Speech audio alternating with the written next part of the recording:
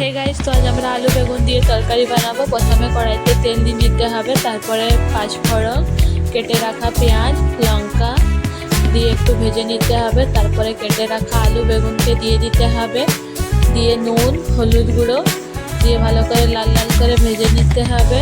লাল লাল করে ভেজে নেওয়ার পরে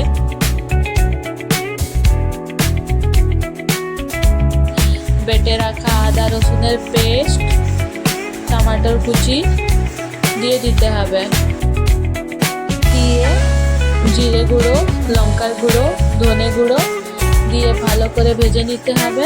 ভেজে নেওয়ার পরে একটু জল দিয়ে ভালো করে সিদ্ধ করে নিতে হবে। সিদ্ধ করে নেওয়ার পরে আবার ভালো করে ভেজে নিতে হবে। ভেজে নেওয়ার পরে